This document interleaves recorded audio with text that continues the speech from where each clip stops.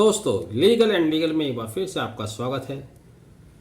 29 सितंबर 2023 की रात हापुड़ से अचानक खबर आती है कि वकीलों की 1 महीने से चली आ रही हड़ताल को 15 दिन के लिए स्थगित कर दिया जाता है। इस स्थगन को हड़ताल समाप्ति के रूप में देखा जा रहा है। हड़ताल तो समाप्त हो गई या स्थगित हो गई, लेकिन अधिवक्ताओं का रोष अभी ठंडा नहीं हुआ है। लोगों के सवालों के जवाब नहीं मिले हैं। लोग जानना चाहते हैं कि आखिर ये हड़ताल क्यों की गई थी, उस हड़ताल से क्या हासिल किया। अधिवक्ता भी जानना चाहते हैं कि जब आप उत्तर प्रदेश सरकार की बात नहीं मान रहे थे,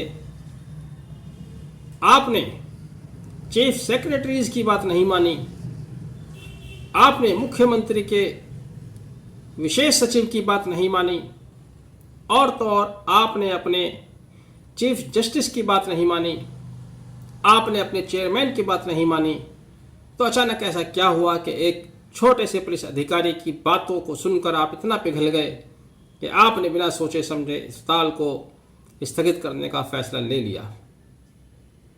यह हड़ताल अधिवक्ताओं की ओर से अब तक की गई सबसे बड़ी और सबसे तीव्र हड़तालों में इतिहास में दर्ज हो गई।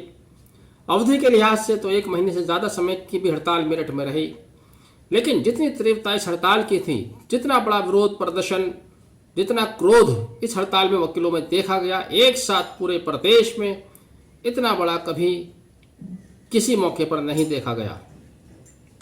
इतिहास में यह भी दर्ज हो गया कि किसी भी प्रदेश के मुख्यमंत्री का एक ही दिन में एक साथ इतना बड़ा विरोध कभी नहीं हुआ। और इतिहास में यह भी दर्ज हो गया कि इस हड़ताल ने बहुत से लोगों को हीरो बनाया, और फिर उन्हीं लोगों को जो रातों रात हीरो बने, रातों रात उनको जीरो भी बना दिया। जी हाँ, 29 अगस्त को वकीलों के साथ पुलिस ने निर्मम लाठीचार्ज किया। 30 अगस्त की सुबह से ही तमाम बार एसोसिएशन ने हड़ताल का ऐलान कर दिया। सरकार ने तुरंत एक्शन लेते हुए एक एसआईटी का गठन किया।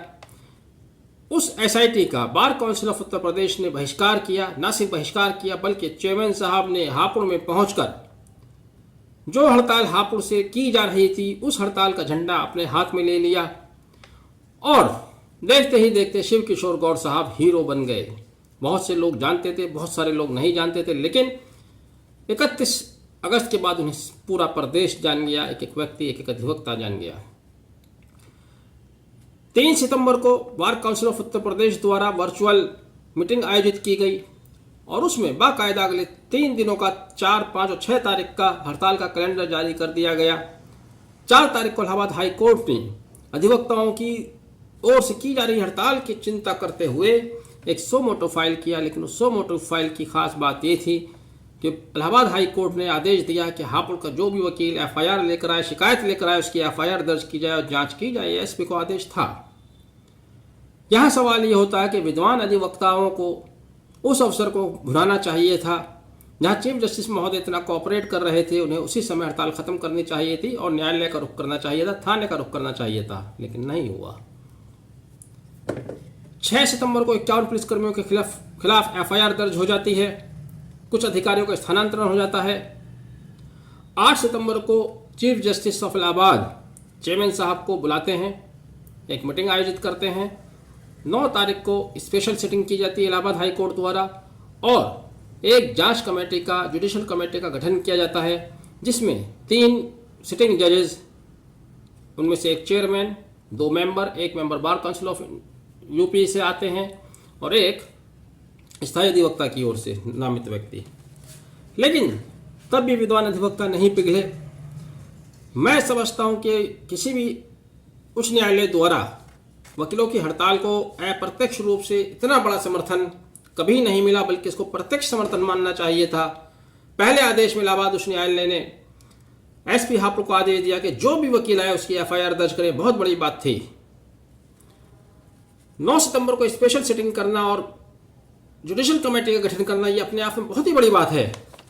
जुडिशल कमेटी का मतलब यह है कि जब भी पुलिस अधिकारी न्यायालय के सामने जाएंगे तो पहले ही उनके कपड़े गीले हो जाएंगे और सही जवाब नहीं दे पाएंगे, पसीनों में तरबतर हो जाएंगे, और इस कारण से उन्हें कोई ना कोई ठोस निर्णय लेना ही पड़ता।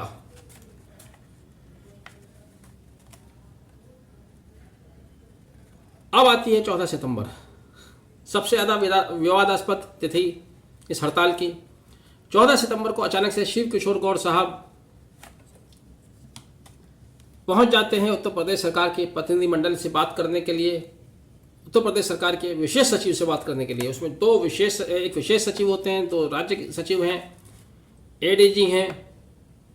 वहाँ उनकी बातों से संतुष्ट होकर शिव किशोर गौड़ साहब हड़ताल खत्म होने का ऐलान कर देते हैं, हड़ताल खत्म करने का ऐलान कर देते हैं। लेकिन फिर विद्वान अधिवक्ता अपने चेयरमैन की भी बात नहीं मानते, उसको भी धता बताकर हड़ताल जारी रखते हैं और इस तरह से bar council of Uttar Pradesh और उनके चेयरमैन का वकार भी यहाँ से ख़त्म होना शुरू हो जाता है। जिनको हीरो बनाया था वो ज़ीरो बन जाते हैं। 16 सितंबर को हाई कोर्ट के एक जज क्षितिज शैलेंद्र साहब, जिन्होंने इरफाक हुसैन बनाम डॉक्टर BR अम्बेडकर विश्वविद्यालय की एक रिट पेटिशन को स्थगित करते हुए सुनवाई को बड़े दुख के साथ कहा कि आज ना कोई ऑनलाइन मोड में आ रहे हैं, ना फिजिकल मोड में कोई एडवोकेट्स आ रहे हैं। बहुत ही गंभीर टिप्पणी की उन्होंने। उस टिप्पणी का भी हमारे विद्वान साथियों पर कोई असर नहीं पड़ा। उन्होंने कहा कि एक दौर था जब ट्रेड यूनियन हड़ताल किया करती थी, लेकिन वकील ट्रेड यूनियंस की तरह नहीं है, उसकी तरह हड़ताल नहीं कर सकते। इससे भी ज़्यादा गंभीर बात सुनी उन्होंने। क्या कहा? उन्होंने कहा कि आपने न्यायालयों को बंद करके दोषी पुलिसकर्मियों को, जिन्होंने वकीलों पर निर्मम लाठीचार्ज किया, उनको हंसते हुए खुला घूमने के लिए छोड़ दिया है। न्यायमूर्ति ने कहा आगे कि होना तो ये चाहिए था कि आप न्यायालय में कार्य करते और दोषी पुलिसकर्मियों के खिलाफ केस दर्ज करते, उन्हें न्यायालय बुलाते और उनकी जिम्मेदारियां तय करते। बहुत ही सटीक बात उन्होंने कही थी, लेकिन हमारे विद्वान साथी किसी की मानने वाले नहीं, चीफ जस्टिस महोदय की नहीं मानने वाले, तो उनकी भला कैसे मान लेते। 18 सितंबर को हाई कोर्ट के समक्ष SIT ने जांच सबमिट की और जैसा कि मैंने कहा कि जब भी वो जाएंगे तो उनके पसीनों में कपड़े तरबतर होने ही हैं। वहाँ हाई कोर्ट ने उनको अच्छी खासी हड़ताल लगाई, लेकिन चूंकि अब चीफ जस्टिस को भी दिखाई दे रहा था कि वकीलों के लिए सब कुछ करने के बावजूद भी वो टस से मस नहीं हो रहे हैं, तो उनके जो प्रयास किए जा रहे हैं वो नल एंड वॉइड हो रहे हैं। हाई कोर्ट की ओर से अब उस सो मोटो में डेट फिक्स की गई 12 अक्टूबर। मुझे ऐसा लगता है अगर अधिवक्ता महोदय सभी उस समय हड़ताल वापस ले लिए होते तो शायद इस सो मोटो में 2-2, 3-3 या 4-4 दिन की डेट लगती, इतनी लंबी डेट नहीं लगती। 18 सितंबर के बाद अचानक से मेरठ में हड़ताल समाप्त करने की घोषणा कर दी जाती है। यहाँ भी वकीलों द्वारा बहुत रोष दर्शाया जाता है और जब दिखता है यहाँ के अध्यक्ष और दूसरे लोगों को कि यहाँ वकीलों में रोष ज़्यादा है, बगावत की संभावना है, तो 2 दिन बाद पुनः हड़ताल शुरू कर दी जाती है। उधर 29 सितंबर का हापुड़ में अधिवक्ता महासम्मेलन घोषित था, लेकिन 25 तारीख को ड्रामा अंदाज में कहा जाता है कि हम नहीं कर पा रहे हैं, तैयारियां पूरी नहीं हैं। फिर वहां पे वकीलों का दबाव पड़ता है और दोबारा से ऐलान किया जाता है कि 29 सितंबर का महासम्मेलन 29 सितंबर को ही होगा, और हुआ। लेकिन एक बहुत बड़ा घटनाक्रम घटता है। 27 तारीख को अचानक से फिर मेरठ बार द्वारा हड़ताल समाप्ति की घोषणा कर दी जाती है। नतीजा ये निकला कि 29 सितंबर का महासम्मेलन हुआ, सफल हुआ। 3-4 वकील पूरे प्रदेश से जुटे, लेकिन अगर मेरठ की भी हड़ताल होती तो इतने ही वकील मेरठ से अकेले जाते। ये सब ड्रामाई अंदाज में जो चीजें हुई, आखिर क्यों हुई, क्या है इसकी वजह? जहां इतनी तीव्रता थी स्ट्राइक में, मेरठ में भी बहुत गुस्सा था, बहुत रोष था। हाई कोर्ट के चेयरमैन भी बहुत अच्छी तरह से एक्टिव थे। फिर ऐसा क्या हुआ कि चेयरमैन साहब ने अचानक हड़ताल वापसी की घोषणा की? ऐसा अचानक क्या हुआ कि मेरठ बार के अध्यक्ष ने हड़ताल वापसी की घोषणा की? और फिर ऐसा क्या हुआ कि हापुड़ बार एसोसिएशन के अध्यक्ष और चेयरमैन सेक्रेटरी साहब ने हड़ताल वापसी की घोषणा की? इसी बात को लेकर हर जगह गुस्सा है। वकीलों का कहना यह है कि हापुड़ बार में ASP क्या आए और आपने हड़ताल वापस ले ली। अगर आपको हड़ताल वापस लेनी ही थी, जब चेयरमैन साहब कह रहे थे तभी वापस ले लेते, जब हाई कोर्ट ने कहा था तभी वापस ले लेते।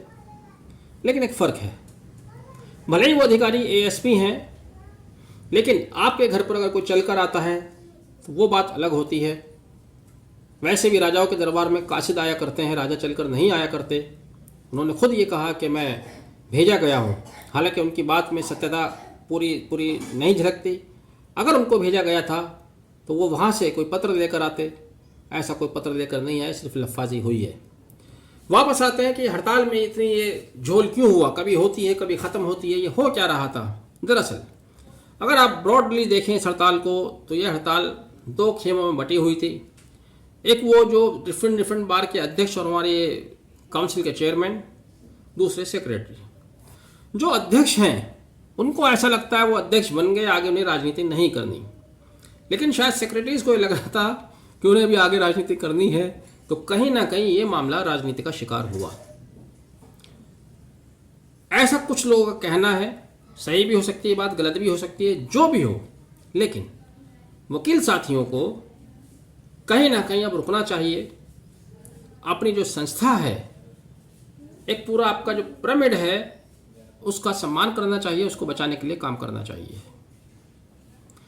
आपने बार काउंसिल के चेयरमैन की बात नहीं मानी, अनुशासनहीनता की, कोई सजा आपको नहीं मिलने वाली, लेकिन ये अनुशासनहीनता करके आपने अपनी बार काउंसिल का वजन घटाया।